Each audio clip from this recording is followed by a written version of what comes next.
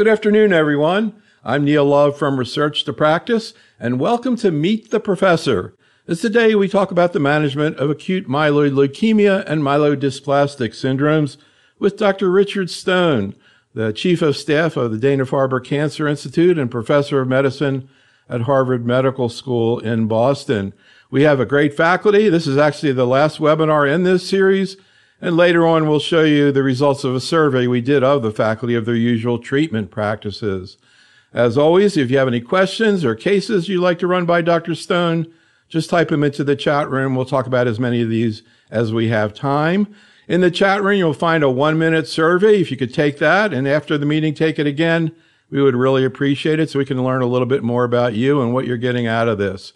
This is actually our last webinar of the year. We'll be starting back up in the beginning of the year, talking about ovarian cancer with Dr. Monk, and then we'll be heading out to San Francisco, doing 2 programs there in the GI Cancer Symposium. If you're in San Francisco, come on over and check it out. Otherwise, we'll be online at those times. And then on Saturday, January 20th, we'll be doing another program on hepatobiliary cancers that'll be virtual. We're also heading out in January to the GU Cancer Symposium, doing 2 programs there on prostate and bladder cancer. And next March, we're bringing back our weekend for general medical oncologists, working with the Florida cancer specialist in our hometown of Miami. We'll spend the whole weekend working with more than 25 investigators on a variety of tumors. We know a lot of people end up listening to our programs, including our webinars.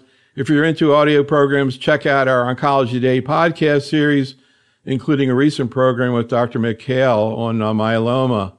So here we're going to talk about AML and MDS, and particularly, obviously, it's been a week now since the ASH meeting.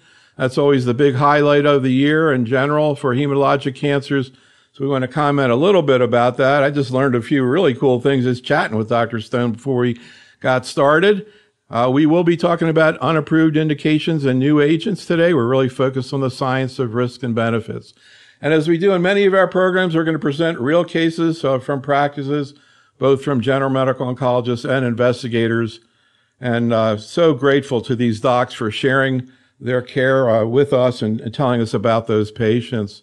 So here's where we're heading. We're going to talk a little bit about ASH in the beginning, and we'll talk about it as we go through the meeting. Then we'll go through the cases, and finally, we'll pick up on the investigator survey that we did of their usual treatment practices.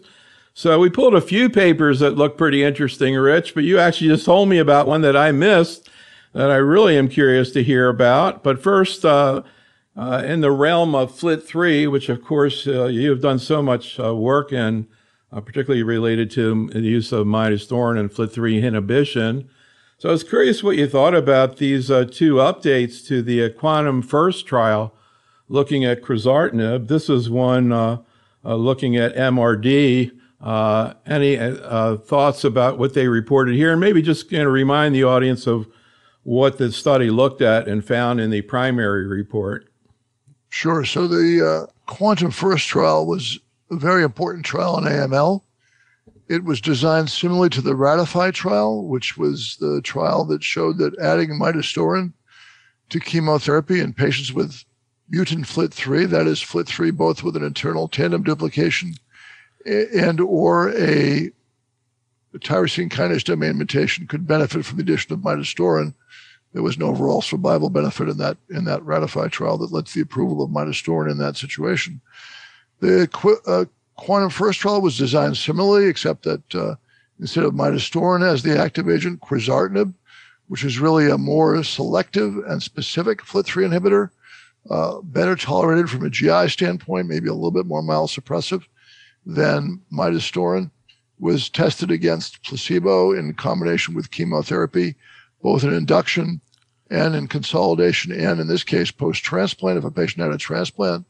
Important things to remember that are different from the Ratify trial and the Quantum First trial was, number one, because of the specificity of quizartinib, patients with a tyrosine kinase domain mutation, which is about 25% of all FLT3 mutations, were not eligible due to the fact that the quizartinib doesn't inhibit that type of mutation.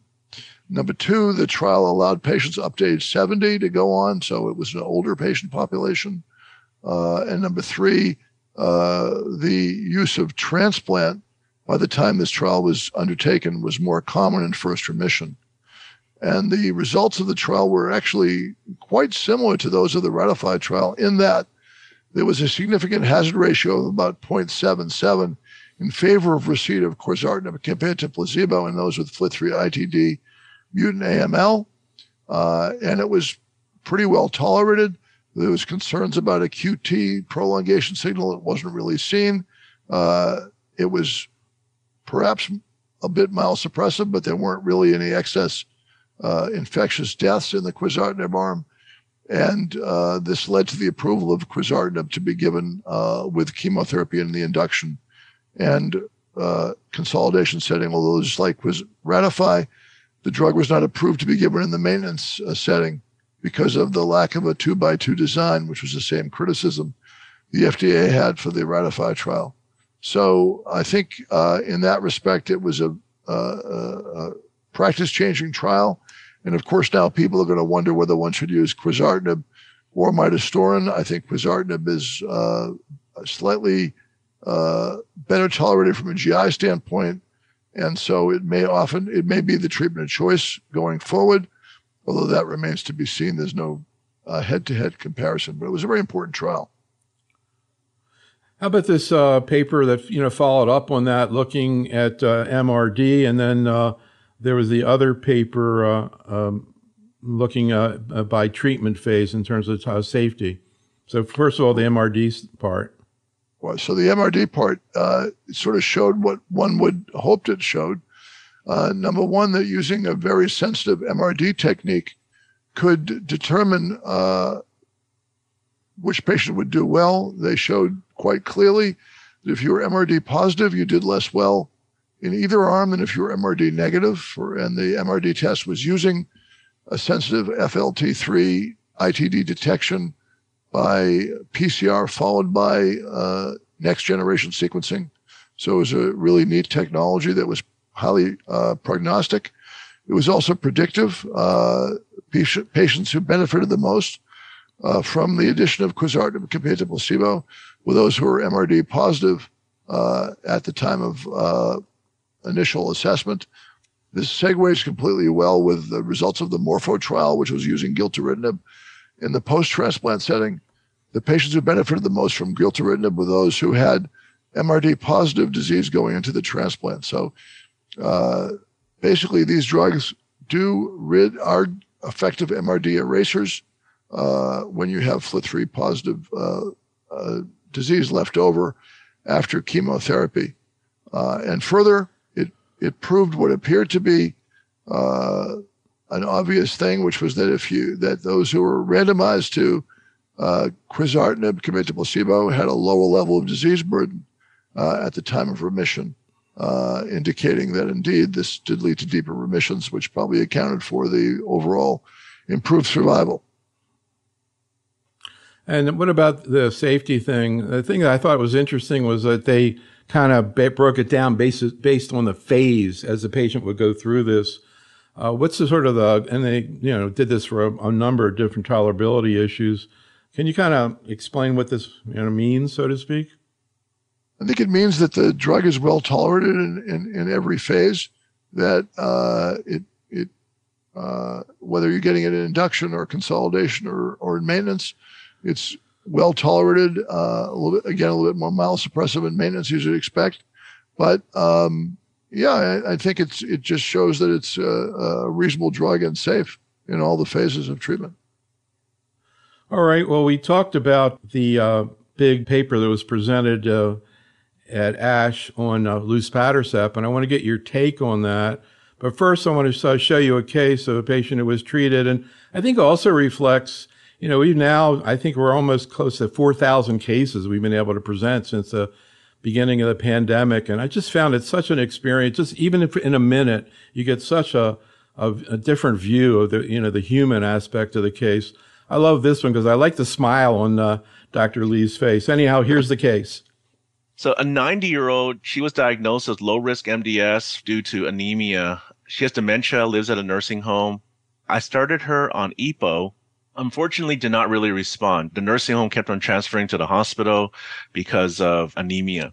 Eventually, I switched her to luspatercept, which was not easy to do because the nursing home was willing to give her the EPO. But obviously, nursing home cannot administer luspatercept. So I had to find a way to get her into the clinic. And I think most doctors in practice will tell you it is not easy to communicate with a nursing home to arrange for transportation to get them into the clinic. Half the time, transportation doesn't even pick them up. I started her on luspatercept. I did the dose escalation per the label, and her transfusion requirement has decreased. I think she's probably gone almost 2 months now without needing a transfusion. And so I'm so happy. It worked really well, exactly like what you think the drug should work like. And I'm hoping that she'll be transfusion independent soon. But this was one where it was a classic example of where ring sideroblasts and everything, and no other cytopenias other than anemia.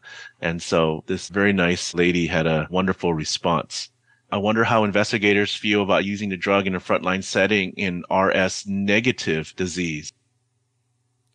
So we'll take a look at the data before you answer the last question, but any thoughts about it? To me, is it's not a high-tech, complicated issue here. He just stuck with it and, really, I think, changed this woman's quality of life. Any thoughts? Well, I think it is an advance, no question about it.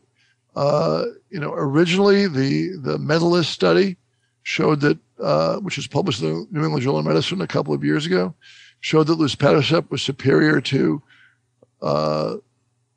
standard care or placebo in a group of MDS patients who either failed EPO or had very high EPO levels and had the expected biomarker for response, which is either ring sideroblasts or SF3B1 mutations with a low number of ring sideroblasts, like 5%. And it was a positive trial for transfusion independence with a pretty good side effect profile.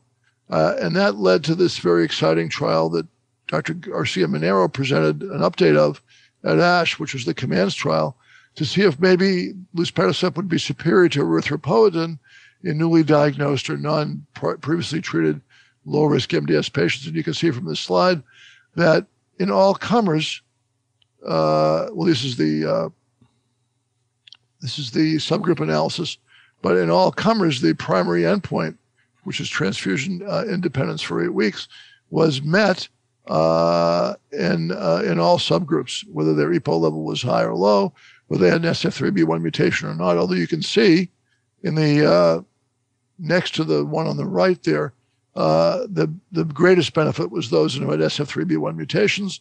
And if you look to the one on the very right, you can see that the greatest benefit was the ones with the ring sideroblasts. So I think in those who have the biomarkers that suggest response, luspatercept is a good drug to start with. Dr. Lee's patient did have the biomarker because they had ring sideroblasts. Yet it's a little less clear to me whether people who don't have ring sideroblasts or an SF3B1 mutation really benefit more than erythropoietin. So I think we still need to look at these data in more detail in the non-RS, non-SF3B1 patients. But for those who have the biomarker, I think it's a great drug. Yeah, it certainly is, and played out in this patient also. The other thing, there was some data presented on imeldostat also. Any thoughts about that? Let me see if I can find it, but maybe you can just comment on it. Yeah, well, to me, this is an amazing story. Imeldostat is a telomerase inhibitor. And one would think maybe when you don't think about it very much, that inhibiting telomerase would make your blood counts worse because you need that to maintain your genome. But it turns out that inhibiting telomerase in patients with MDS may be useful. And this eMERGE study was the phase 3 demonstration of that. I think it's a very important trial because it's probably going to lead to the approval of this drug, which is given intravenously every 4 weeks. And again, this was not all that different from the prior trial. Looking at your primary endpoint, again, 8 weeks of transfusion independence, which one could argue that's not a big deal, or it is a big deal, but the 24-week transfusion independence is a real thing. You can see that some patients in the placebo have 8 weeks of transfusion independence. That's because there's some inconsistency in how what the hematocrits do in these people and what their transfusional patterns are. In any event, if you look at the 24-week transfusion independence, it was quite a bit different in favor of the imetelstat. So I think this drug is going to be licensed for use in low-risk patients. And maybe it'll be used, one can only guess, but maybe it'll be used preferentially in patients who aren't great candidates for luspatercept, than, that is to say, those who don't have an SF3B1 mutation or don't have ring sideroblast. But that's maybe overinterpretation of the data. Right now, we don't have any head-to-head comparison data of luspatercept to imetelstat. So I think it'll be a little bit of a therapeutic beauty contest when imetelstat gets approved. Well, the good news is patients are going to have more options. There'll be more people who are not going to be brought in for transfusions like this 90-year-old woman. So I also wanted to ask you about magrolimab, where there was nothing at ASH1, and I guess because it's maybe not going to be around very much anymore, but it seemed like a good idea. There were a couple of press releases related to that. It doesn't seem like there's much of a future. But any thoughts about the strategy? I mean, it seemed like it made a lot of sense. Are there other anti-CD47 agents out there being tested, or is this strategy sort of dead? Well, Neil, this is such an instructive series of events in our field. So let's just start out with the hype and the excitement. When first of all, magrolimab potentially kills cells by a different mechanism than anything we've had before in this field. Rather than chemotherapy, it allows the macrophages to kill autologous blasts by covering up a don't eat me signal on the surface of the tumor cells. And if this works in MDS, it potentially could work in a lot of other tumors, because as this mechanism exists widely in cancer biology. That's number one. So it's a very interesting mechanism of action. And two, when it was combined with azacitidine in people with MDS, the response rate was high. And that's true for MDS and AML both, particularly in patients with the greatest unmet need. That is to say, patients with a p53 mutation who do miserably. I mean, it's just one of the most heartbreaking things to see somebody in clinic with a p53 mutation, especially if it's in a high VIF, if there's a biallelic loss, or there's a complex karyotype associated with it. These are miserable patients who do terribly, and it's no better than metastatic pancreatic cancer. And so the response rates that were shown by Dr. Salman and others, combining HMA with magrolimab, this anti-CD47 drug, were very high, 70%. But over and over again, in MDS, we must learn that response rates don't equate necessarily to overall survival. And that's particularly true in the p53 context. You can get the p53 clone to be suppressed, but you really can't get rid of it. And unfortunately, the phase 3 trial of azacitidine plus magrolimab and p53 mutant MDS, p53 mutant AML was negative, and the phase 3 trial of aza-ven versus aza-ven plus magrolimab in all comers is still being analyzed. There's some hope that'll be positive, but I think its use in p53 mutant AML was unfortunately overblown, and we needed a completely new set of treatment paradigms for this subtype of AML. Do I think other CD47 drugs might have activity? It's possible, but obviously the failure of this drug to show a big benefit in this subset is very disappointing. Very disappointing. We actually had a couple of investigators on a couple of months ago who predicted boldly that it was the phase 3 trial. They were very confident that it was going to be positive, but unfortunately, as happens often in oncology too often, it didn't play out. A couple questions from the chat room. So Rosanna has a 40-year-old patient with hereditary sideroblastic anemia, hemoglobin of 4, needing transfusions every week, iron overloaded, plan to start luspatercept. Any experience in this setting? Also referred to for allo, incidentally, bone marrow, no MDS, no mutations. That's a tough case, but I would strongly consider allogeneic stem cell transplant in this patient because of their young age and their need for long-term transfusional support with the possibility of iron overload. This is like a thalassemia patient who requires a lot of transfusions. So you definitely need to use iron chelation here to try to prevent iron overload. We know that patients that go into transplants with a high serum ferritin fare worse than those who have a low serum ferritin. That may be confounded by a lot of other things, but I'd be very concerned about this patient in the long term.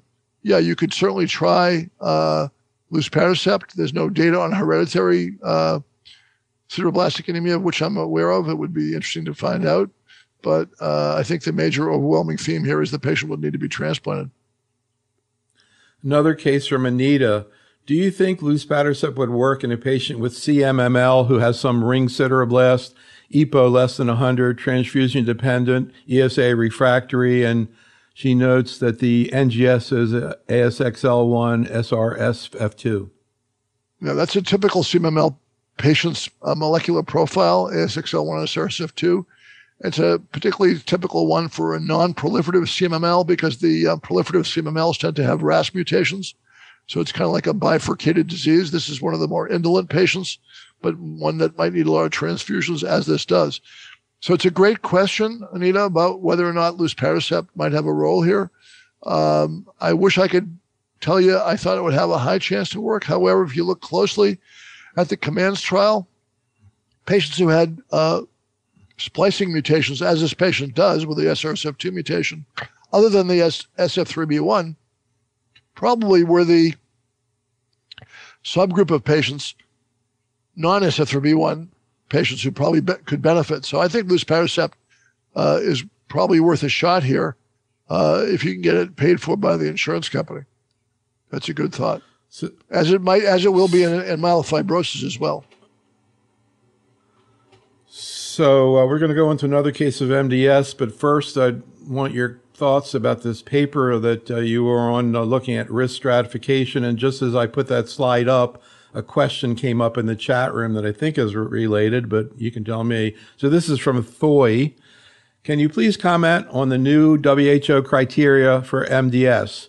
Apparently, I was told by pathology recently, I'm just reading this, pathology recently that patients who don't have dysplasia in the marrow, but if they have TET2 mutations or other mutations, can now be called MDS. My patient only has severe neutropenia and CF200, patients in their 80s. Yeah, I think the nomenclature, the classification for MDS has undergone some changes. It mainly has to do with the blast count. So there's two issues. One is classification, which is not discussed extensively in this paper, and the other is prognostic risk, which is probably more important. I mean, a rose made of the name would smell as sweet. What we really care about is how our patients are going to do. The pathologists need to look at the slides and the molecular data and the cytogenetic data and come up with a name for the disease. We clinicians like to know the name, but we also like to know how the patients are going to do, regardless of what we call it. So the new MDS classification system that is probably the most useful, at least based on statistics, is the IPSS-M classification system, which has largely supplanted the IPSS, the IPSS-R, the WHO, and a number of other prior classification systems. But the stratification systems or prognostic systems, the classification systems are still in flux. There was a lot of consternation last year because of the development of two seemingly at odds classification systems, the ICC and the WHO. So the MDS defining mutations are not really MDS defining mutations, because if a person still requires dysplasia to be called MDS, there's something called CCUS, or clonal cytopenias of uncertain significance. That's when you don't have enough dysplasia to call something MDS, but you still have these clonal abnormalities. They behave very similarly to lower risk MDS. So I think I would stick more closely to the prognostic scoring systems like the IPSS-M and not worry too much about the nomenclature systems like the controversy between WHO and ICC, if you can do that. That's a great input, interesting too. What about this paper you put out? I wanted you to comment on, because I really love this graphic in terms, I mean, I don't want you to go through the whole thing, but just so the audience knows about the paper. But what were sort of the basic concepts that you were trying to get across in the paper?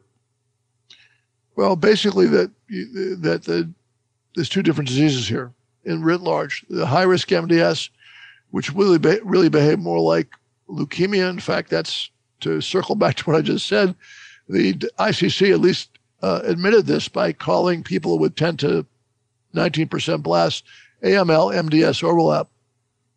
So the actual high-risk MDS category may be shrinking a bit because those with 10 to 19% blast could be considered AML anyway. But those with excess blast, which make up the most patients with high-risk MDS, should get DNA methyltransferase inhibitor therapy with or without transplant. And everybody else has to get their cytopenias fixed. And this algorithm here is a way to look at that. We segregate people by their EPO level and by their SF3B1 mutation. And this is going to change next year when luspatercept when imetelstat comes down the pike. Yeah, that'll be interesting.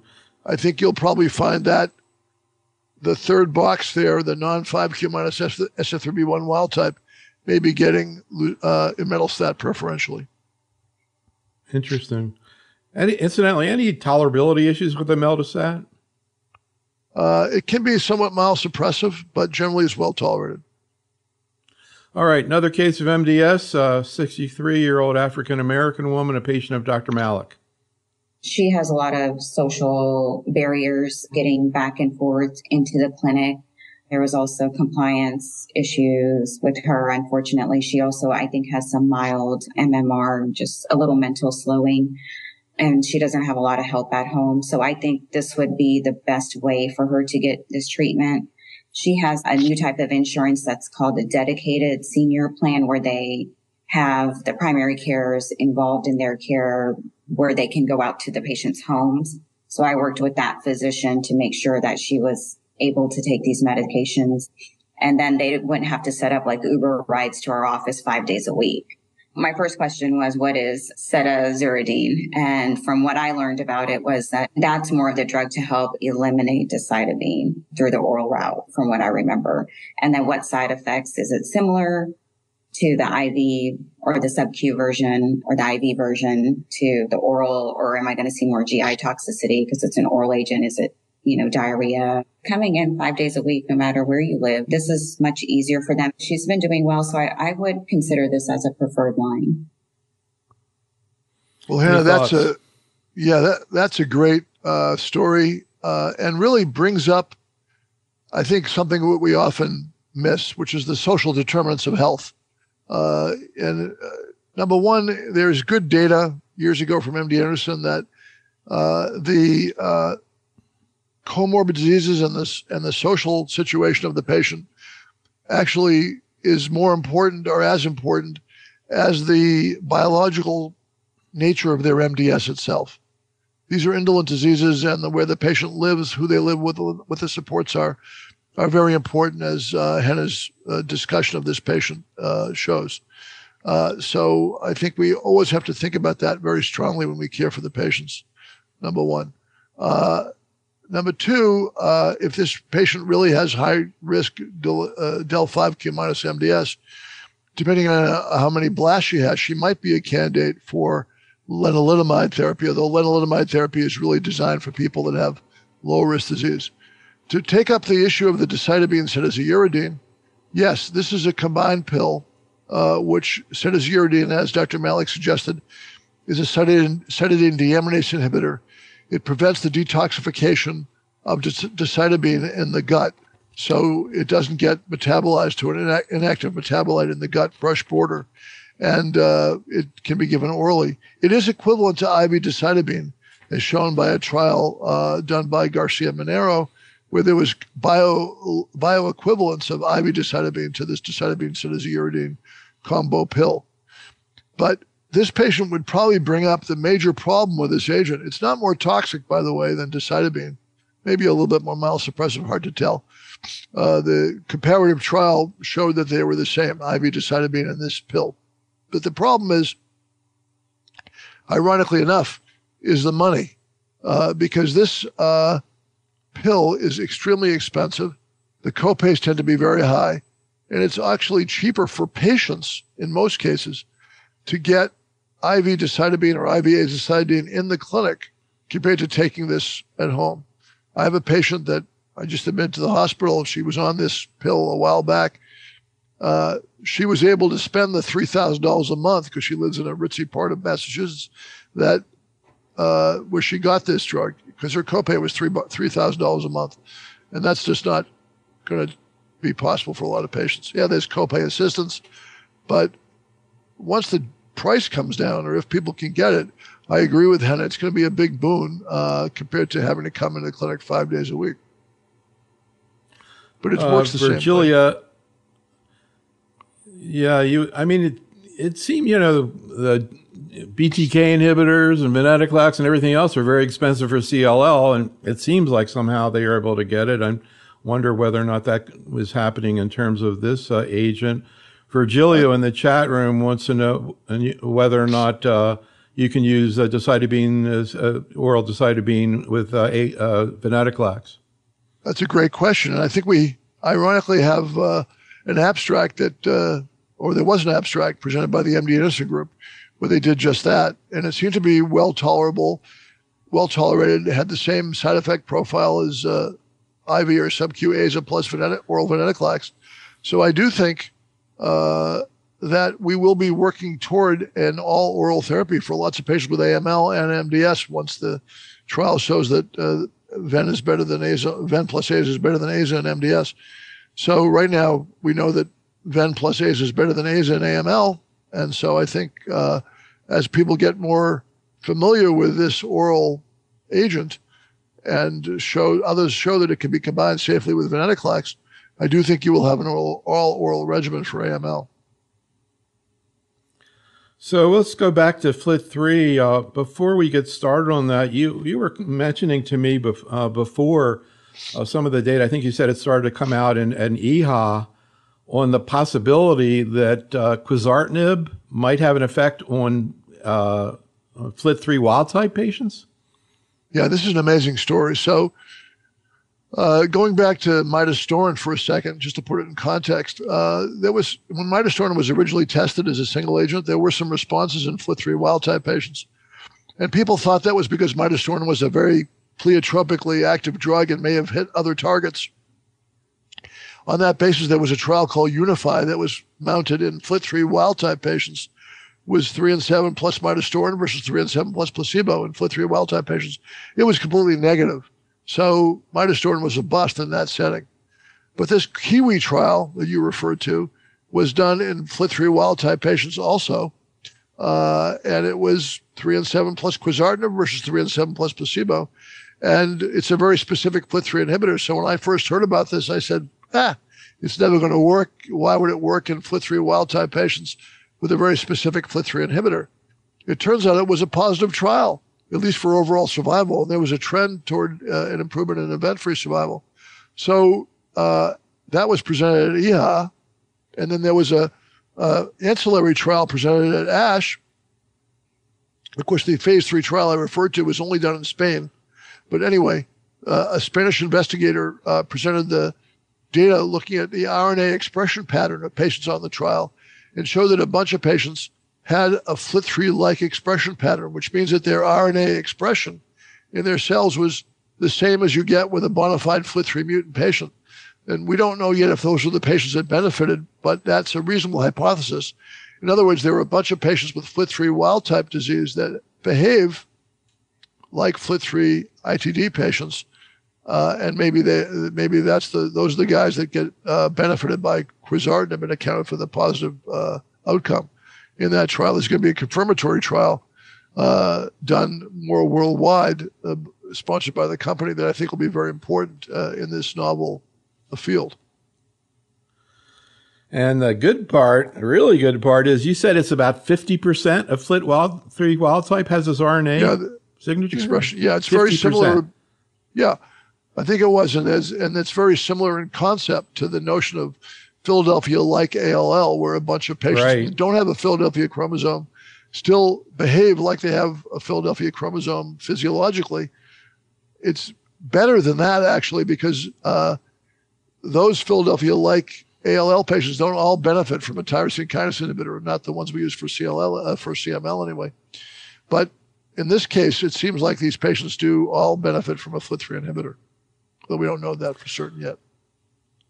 Sounds super exciting. Well, anyhow, let's Yes. get back to FLT3 today because I've got a couple cases for you, beginning with a 69-year-old man with a FLT3 ITD mutation. This is a patient of Dr. Olin's. So this is a 69-year-old gentleman. He has a history of obesity, diabetes, atrial fibrillation, and also a history of prostate cancer.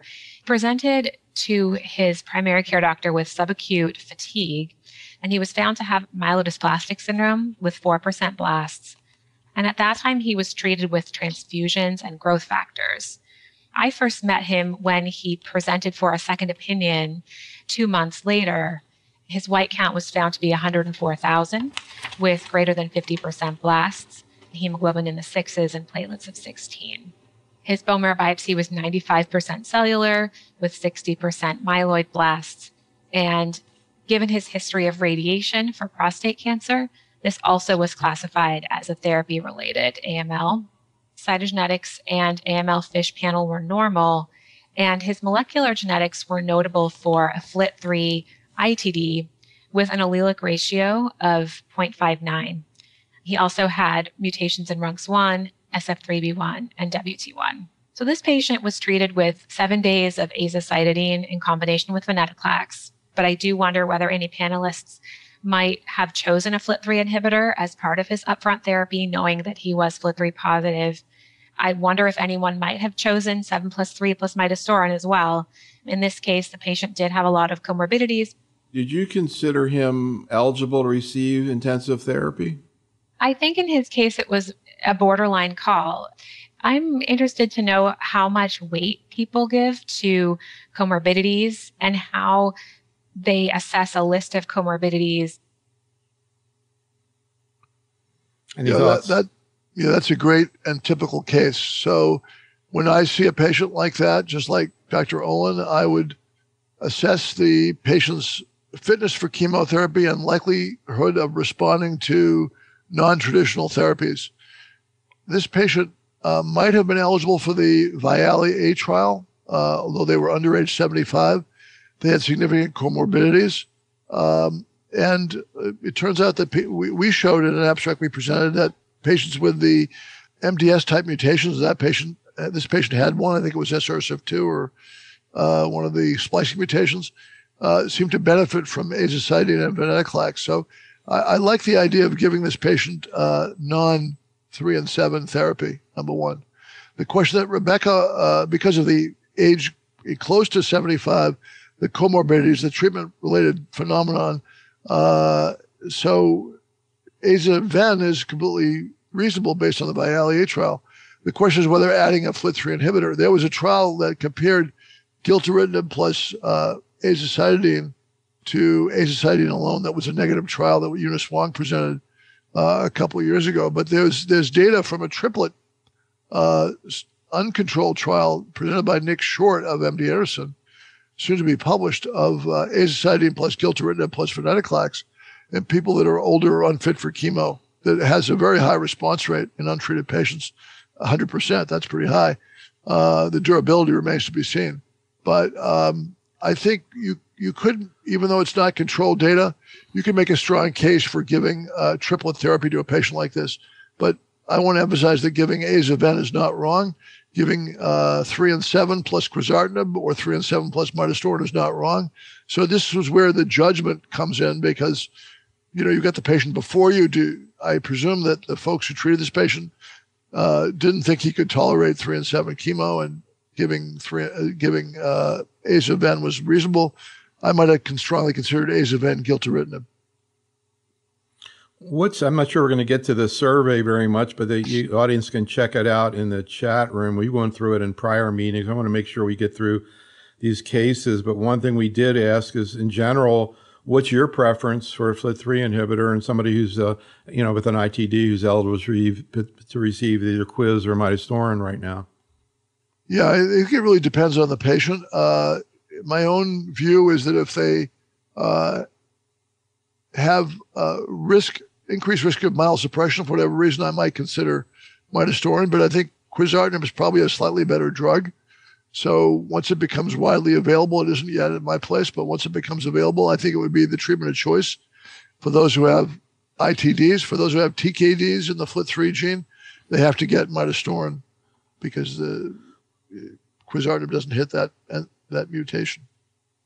When you say better, do you mean better tolerated or also better efficacy? I'm mainly talking about better efficacy. I actually think the tolerance is similar. And I think, because one has more GI toxicity, i.e. midostaurin, one has more myelosuppressive toxicity, i.e. quizartinib. So it's kind of a wash in that respect. I think it's slightly better because if you look at just the people that are under age 60, which is comparable, if you throw out all the older people in the Quantum First trial, they weren't included in the ratified trial. I think the quizartinib looks a little bit better. So, I mean, if you make me pick, I would pick quizartinib. I don't think it makes a whole bunch of difference, frankly. Okay, here's another case of FLT3. A 73-year-old woman who'd previously been treated for inflammatory breast cancer, actually HER2 positive disease, and did really well after that, but unfortunately then developed AML. Here's the case. In 2020, I saw her when I was on call when she presented to the hospital with significant fatigue and leukocytosis. Labs showed a white count of 48,000, and a subsequent bone marrow biopsy confirmed acute myeloid leukemia with 65% blast. FLT3 ITD was detected.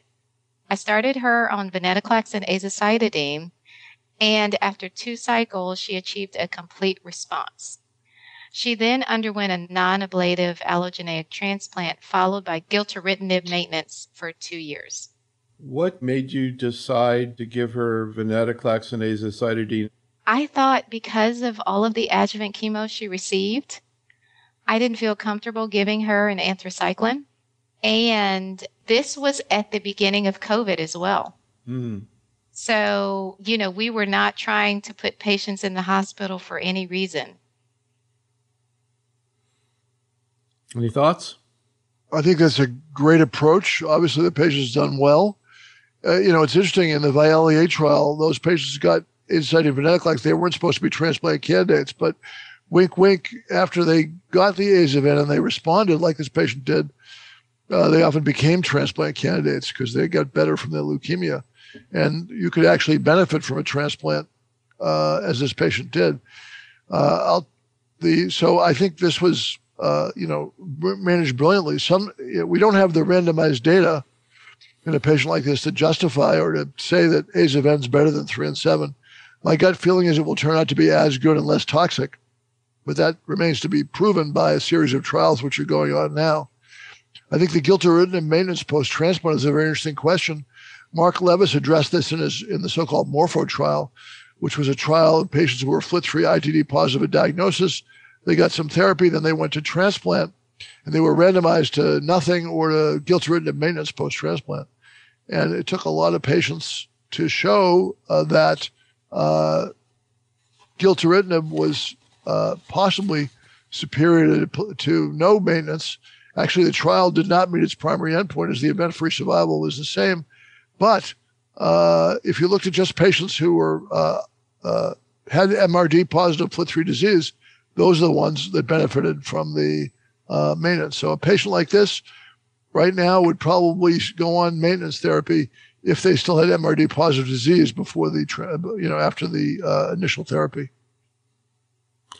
So before we go into the next case, I was just flashing on the fact that a lot of times in the chat room, people put trade names. I have no idea what they're even. I have to look it up. That's how bad I am at trade names nowadays. Good for you. Good for you.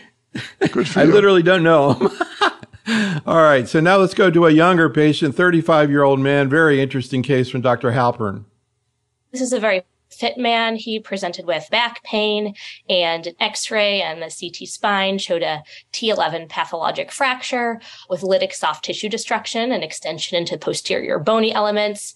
He had a laminectomy and a spinal fusion to stabilize the fracture, decompression and resection of epidural tumor, and pathology was consistent with myeloid sarcoma. He did receive chemotherapy with CLAG-M and went into a complete remission, and PET showed resolution of his disease. He received consolidation ×1 cycle with HiDAC and went on to receive an allogeneic stem cell transplant from a matched unrelated donor. He did receive myeloablative conditioning as he was young and fit. My question for the panel is, are these patients typically someone that you would try to get to transplant, even without other adverse risk markers, such as adverse mutations in cytogenetics? Transplant is not great at extramedullary disease. The graft versus leukemia effect is not as successful. And then my other question is, historically, we know these are sensitive to high-dose cytarabine, but are people using azacitidine venetoclax in extramedullary disease? My understanding is that some are, and any evidence or success with the use of venetoclax. This patient is young and was a candidate for intensive chemotherapy, but if the patient had been older, would an HMA venetoclax strategy have been appropriate? Yeah, well, there's a lot of questions embedded in there, but they're all good. So the use of intensive chemotherapy in a patient with extramedullary disease is probably standard of care. We don't really have much data with aza-ven in those patients. So if the patient's unfit for standard chemo and you have to use aza-ven, that's fine. But in general, I would try to use standard chemo. And I like the high dose Ara-C because that gets into areas that aren't reached by by normal doses of chemotherapy. So I like the way this patient was treated. Obviously, they've done well. But we still believe strongly that you can't cure a patient like this without a transplant. Extramedullary disease in and of itself is a bad prognostic sign. And I think the decision to transplant this patient was quite reasonable. I'm not even sure what the consolidation achieved here. I would take them right to transplant. And the fact that they've done well is a great sign. So speaking of TP53, here's an 85-year-old man who's a patient of a general medical oncologist, Dr. Neil Morgenstein in Summit, New Jersey. So this is an 85-year-old met just about 3 months ago who presented with rapidly declining blood counts. He had a bone marrow biopsy done right away, which showed a MDS with excess blast 2. I believe he had about 17% blast. He had one of these ridiculously long, complicated cytogenetics where it goes on to the third line. And on next generation sequencing, he had a TP53 mutation. He was just admitted for azacitidine for 7 days and venetoclax, and he was just discharged from the hospital. He's still requiring transfusion support. He's still quite cytopenic. So again, this is a very active case. I mean, he just left the hospital. I guess I'd like to know, what are the expectations for this patient? I mean, he's a good 85-year-old or was a good 85-year-old. But if somebody was to counsel him about what's the likelihood of him living 6 months, a year, or going into a remission, what would be a fair conversation to have with him? And then, again, we don't see these that often. So what is the optimal dose? And what is the optimal schedule of the HMA? And which is the best HMA to give, whether it's decitabine or azacitidine? And then can we switch these guys to oral azacitidine when they leave the hospital? Well, all good questions, Neil. I must say that a lot of these are in the vein of rearranging the deck chairs on the Titanic because, unfortunately, this is the worst of the worst. The complex karyotype with a high variant allele frequency, P53 mutation, are different animals than the rest of the stuff we treat. These people do not respond to chemotherapy, period. I would not use venetoclax in a patient like this because we and others have shown that adding venetoclax in P53 mutant AML is not worth it. You just myelosuppress them more, and it doesn't help. We're not the only people that show this. Dr. Donor showed it last year at ASH. Dan Pollier showed it. We reviewed our data and showed it in a presentation done by my colleague, Dr. Shimoni. So, it just doesn't work. So I don't give venetoclax to these patients anymore, period. Azacitidine might help them temporarily, but the median survival is 6 months or less. I think you have to be honest with the families about what your expectations might be and not overtreat them in the hopes that they're going to have some kind of a response. In a young person, I wouldn't treat them aggressively in the hopes we can get them to a transplant. But an 85-year-old, I would either not treat them treat them with one cycle of azacitidine or something to see how they tolerate it, but they're not going to do well. It's a terrible case. You can switch them to oral decitabine. You can reduce the dose, increase the dose. It's not going to make any difference. I think a frank discussion with a patient and their family is what's required, and a clinical trial, if there's one available, is what's required here, not more old drugs. So let's go into another case. This is a patient who also got HMA venetoclax but did well, a 70-year-old woman, a patient of Dr. Karyakis. The patient had poor performance status, ECOG of 2, poor cytogenetics, and poor risk disease. She was not a candidate for intensive chemotherapy. Next generation sequencing came back with no targetable mutation, so I actually started the patient on HMA and venetoclax. What do you do with venetoclax interaction with azole inhibitors? Because all of these patients, they will need fungal prophylaxis. For my patient, I started her on HMA with venetoclax, and I usually start with 50, 100, and then I max the dose at 200 milligrams with fluconazole. The patient completed 1 month of treatment. At day 30 bone marrow biopsy, the patient was still cytopenic, so I repeated the marrow, and she had hypoplastic marrow, no evidence of disease. What do you do for those patients who achieved a morphological remission and a marrow aplasia, but they have not still recovered their counts? At which point would you use growth factors in these patients? So I actually stopped the treatment for about 2 weeks, waited for count recovery, and then I put the patient on a 2 weeks on, 2 weeks off schedule. And then what happened? The patient right now, she's about 6 months on treatment, and she is still maintaining complete remission status. Transplant would be really very tough for her, so I would not consider transplanting this patient. My question is, if a patient who is poor cytogenetics or they're P53 mutated, would you consider venetoclax with 7 and 3, or would you consider venetoclax with HMA? So there's a lot of questions there, Dr. Karyakis. I think, again, I'll repeat what I said about if they really have complex karyotype P53 mutant disease, I would not intensify therapy.